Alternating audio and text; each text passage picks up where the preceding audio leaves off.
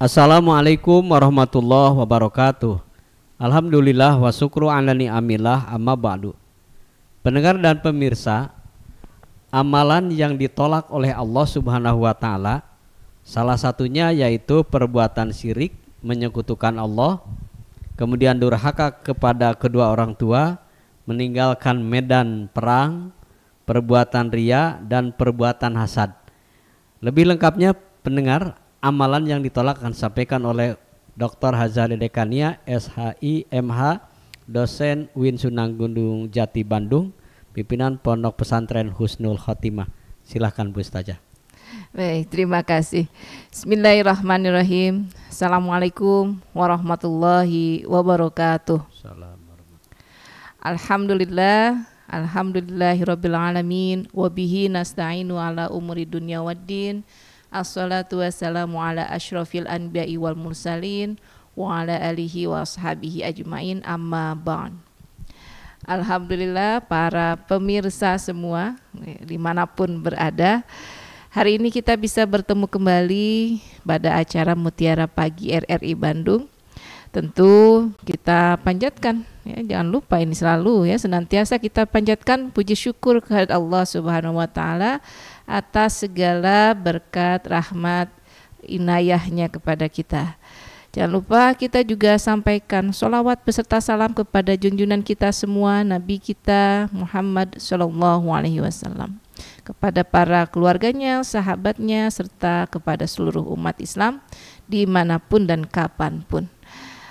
Pada kesempatan kali ini tema yang akan kita kaji mengenai amalan yang ditolak. Nah, amalan apa yang ditolak dan kenapa ditolak ya? Kita tahu kalau kita melakukan perbuatan-perbuatan baik seluruhnya akan dicatat, bahkan bukan hanya setelah perbuatan itu dilakukan. Ketika kita mulai di dalam hati ini ya meniatkan akan melakukan perbuatan baik itu sudah dicatat kebaikan-kebaikannya. Apapun kebaikan itu, kemudian besarnya, jumlahnya itu tidak akan dihitung. Semuanya dalam mata Allah, di pandangan Allah dinilai sebagai kebaikan-kebaikan. Tapi nah ini yang harus dicatat ya Pak Ustadz ya, bahwa kebaikan-kebaikan itu ada juga yang tidak dapat pembalasan atau pahala sebagaimana yang diinginkan oleh yang melakukannya. Dalam hal ini berarti kebaikan-kebaikan itu pahalanya ya, nilai pahalanya ditolak atau dibatalkan oleh siapa? Oleh Allah Subhanahu wa taala. Kenapa bisa demikian? Ada banyak ini ya, kalau kita rinci ada banyak, kita mudah-mudahan bisa sampai nih ke 16 rinciannya. Kalau tidak nanti kita akan percepat ya. Yang pertama, amalan kita ditolak itu karena kita mendustakan ayat-ayat Allah. Jadi kalau orang berbuat kebaikan tapi dia kemudian menolak ayat-ayat Allah, tidak mempercayai adanya hari akhir, maka semua perbuatan baiknya akan ditolak, tidak akan diterima. Pahalanya tidak akan dia dapatkan. Jadi kebaikannya itu apa? Ya kebaikan duniawi saja, tidak akan mendapatkan balasan pahala di akhirat. Nah, di dalam surat Al-A'raf ayat 147 Allah berfirman, A'udzubillahi minasyaitonirrajim, Bismillahirrahmanirrahim. Walladzina kazzabu biayatina wa liqa'il akhirah habitat a'maluhum hal yujzauna illa ma kanu ya'malun. Yang artinya orang-orang yang mendustakan tanda-tanda kekuasaan kami dan adanya pertemuan akhirat, maksudnya adanya hari akhir, sia-sialah amal mereka. Bukankah mereka akan dibalas kecuali sesuai dengan apa yang telah mereka kerjakan. Jadi sesungguhnya apa yang kita perbuat akan diberikan balasan. Pahalakah di situ, atau kalau itu adalah perbuatan keji akan diberikan siksaan di hari akhir nanti. Namun bagi orang-orang yang melakukan kebaikan-kebaikan tapi ini ya dia mendustakan Allah, mendustakan ayat-ayat Allah, mendustakan hari akhir, maka tidak ada balasan baginya. Tidak ada kebaikan-kebaikan, ya, pahala yang akan dia nikmati. Kenapa? Karena perbuatan yang dia lakukan mengingkari dan telah menolak, ya, kehadiran Allah Subhanahu wa taala. Jadi Allah tidak akan meridhoi apa yang dia lakukan karena dia menolak ayat-ayat Allah dan keberadaan hari akhir itu. Apa yang dimaksud dengan ayat-ayat Allah? Ya, ada beberapa tafsiran di sini yang menyebutkan bahwa ayat-ayat Allah itu diantaranya adalah tanda-tanda kekuasaan Allah di alam semesta ini. Selain itu juga adalah ayat-ayat yang diturunkan di dalam kitab suci kepada para rasulnya.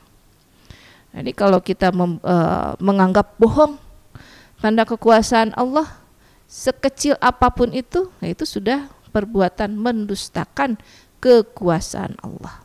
Nah, hati-hati ini ya. Jadi jangan sampai perbuatan kita tergolong ke dalam amal yang sia-sia karena kita menolak, ya, ayat-ayat yang sudah disampaikan oleh Allah itu. Yang kedua, kenapa amal bisa ditolak? Itu berkaitan dengan sifat sombong. Nah, ini sombong bisa mengikis, ya, bisa mengikis amal kebaikan kita.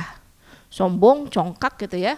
Kita merasa diri lebih dari orang lain, kita merasa superior gitu ya, kita merasa bahwa orang lain itu ada di bawah kita. Nah, ini hati-hati, ya. Kenapa? Karena Allah tidak akan menerima amal kebaikan yang dilakukan oleh orang yang sombong itu. Seberapapun besarnya kebaikan yang dilakukan, tidak ada nilainya. Kenapa? Karena kebaikan-kebaikan yang dilakukan itu dibakar, ya, terbakar oleh sifat sombong yang dilakukan orang itu.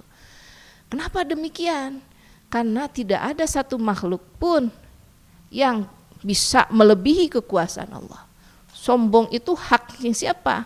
Haknya pencipta makhluk. Makhluk tidak ada, ya, yang bisa menciptakan makhluk lainnya.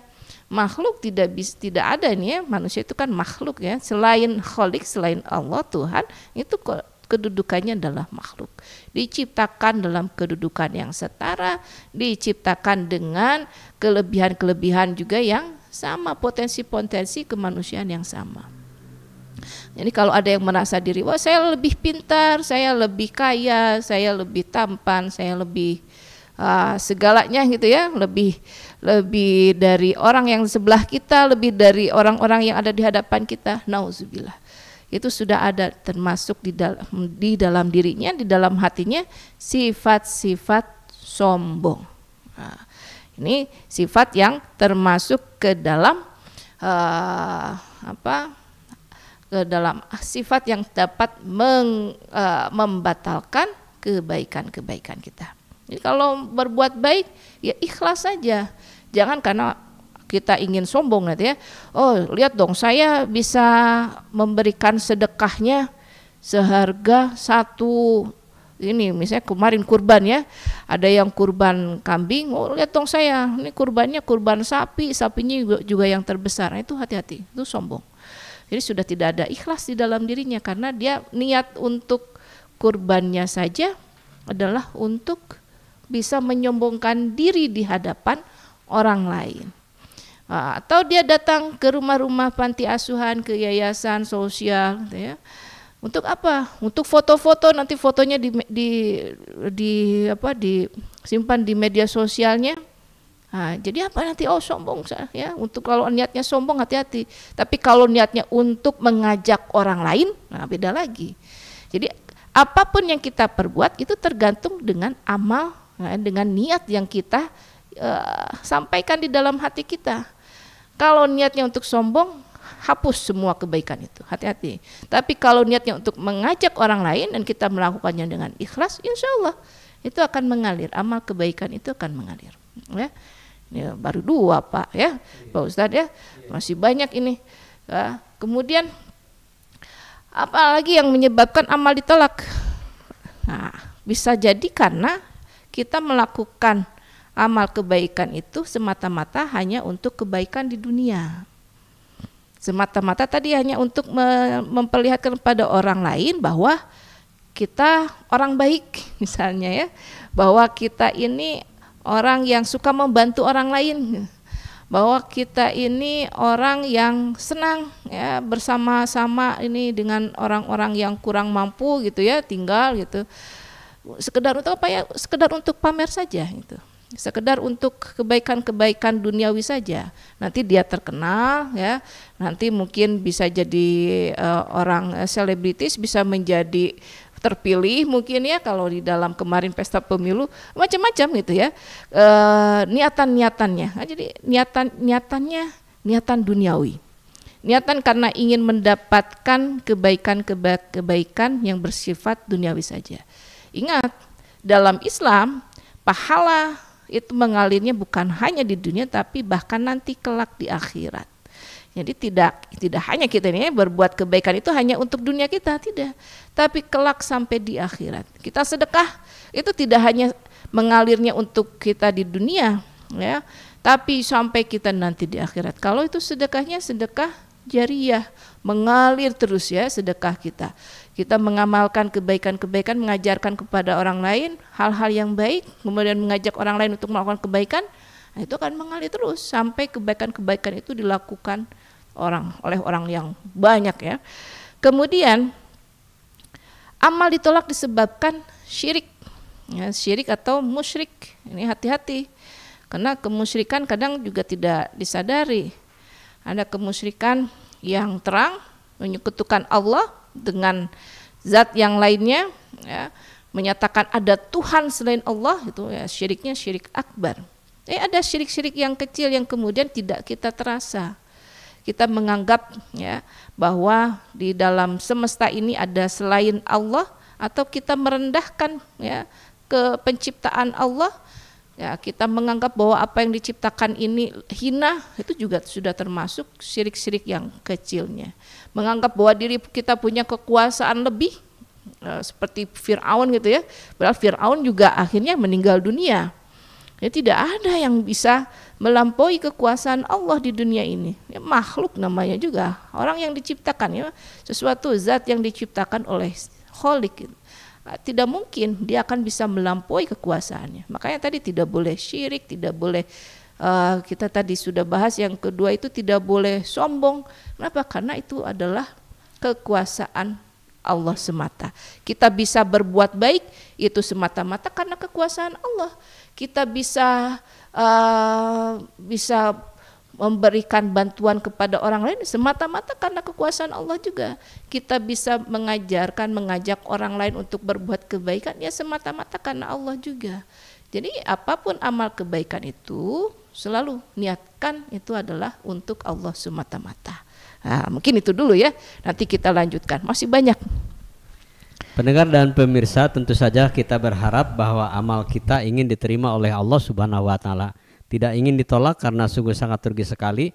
Sebagaimana Bu Ustazah sampaikan bahwa ada salah satu amalan kita yang ditolak oleh Allah, yaitu hati-hati jangan sampai kita termasuk orang yang mendustakan ayat-ayat Allah. Selain itu kita tahu bahwa seperti apa yang mendustakan ayat-ayat Allah, berarti kita ingkar atas ayat-ayat yang kita terima atau nasihat-nasihat yang telah kita terima, baik dari para asatid atau dari orang-orang alim. Dan kita sama sekali menolak kebenaran dari Allah yang telah diturunkan kepada mereka.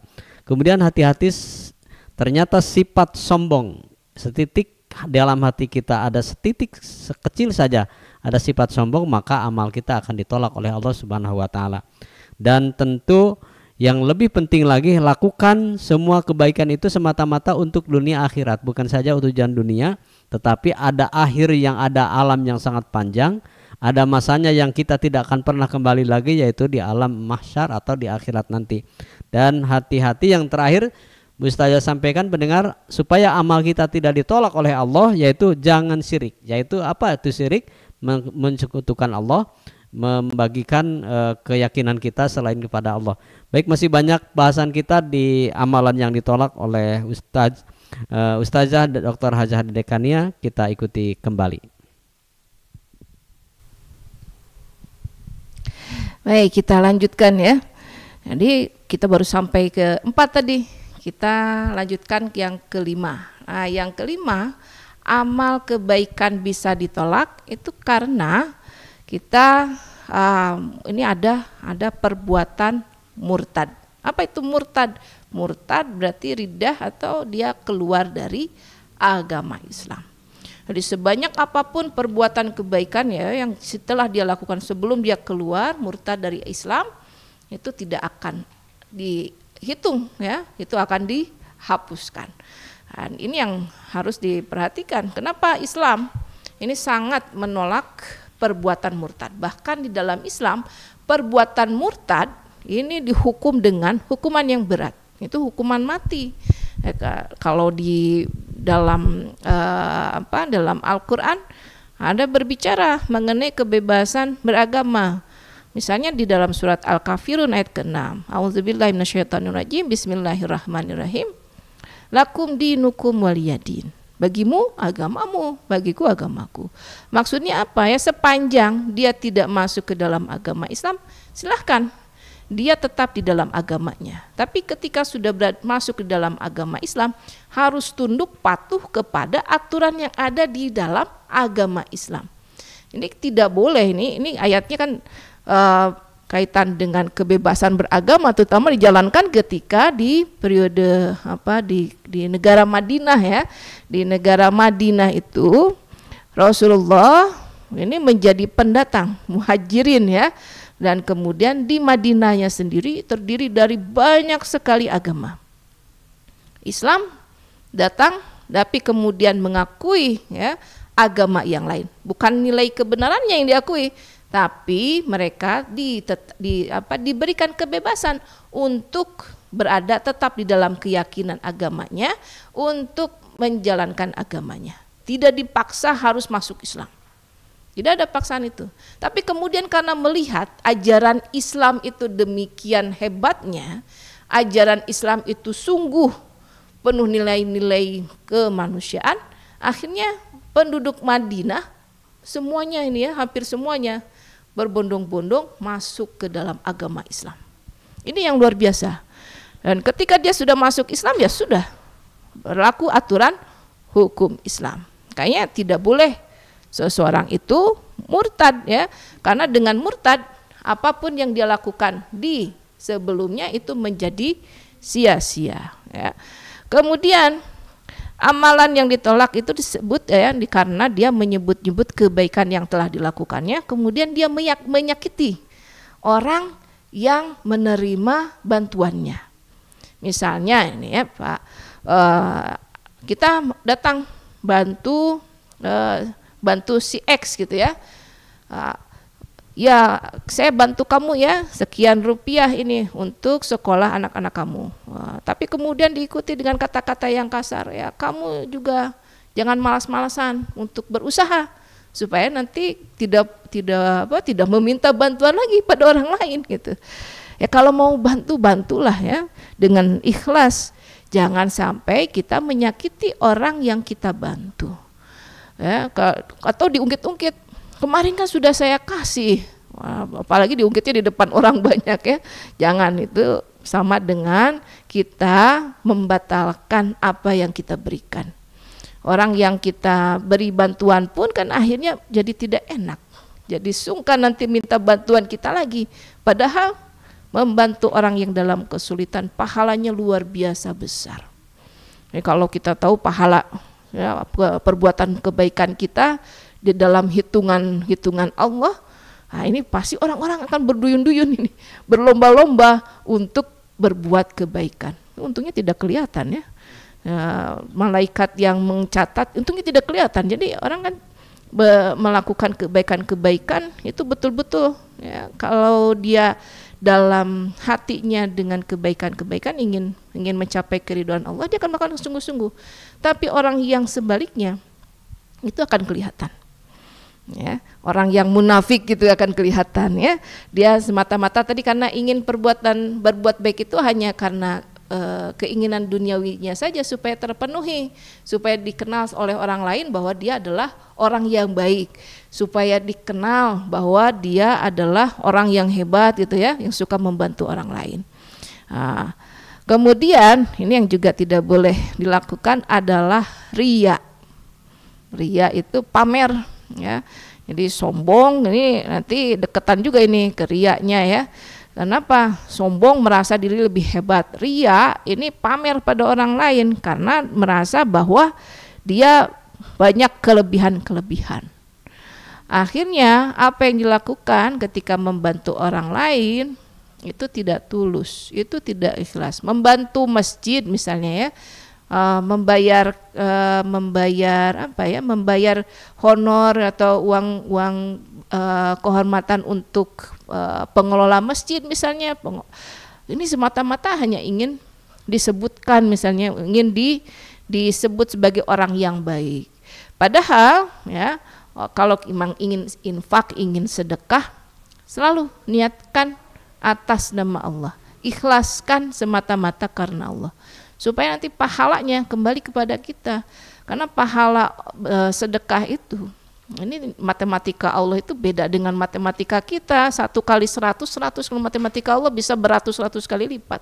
Dan itu yang tidak bisa kita hitung. Kenapa? Karena semakin banyak orang yang mendapatkan kebaikan dari kebaikan yang satu, kebaikan yang kita lakukan, maka itu akan merembet kepada kebaikan lainnya. Misalnya begini, kita membantu orang hafiz ini ya, hafal Quran, memberikan bantuan supaya dia bisa menghafalkan dengan tenang ini di rumah hafiznya. Kebaikan yang dilakukan oleh si pembaca Al-Quran itu, yang menghafalkan Al-Quran itu akan kembali kepada kita tanpa dikurangi sepeser pun gitu ya.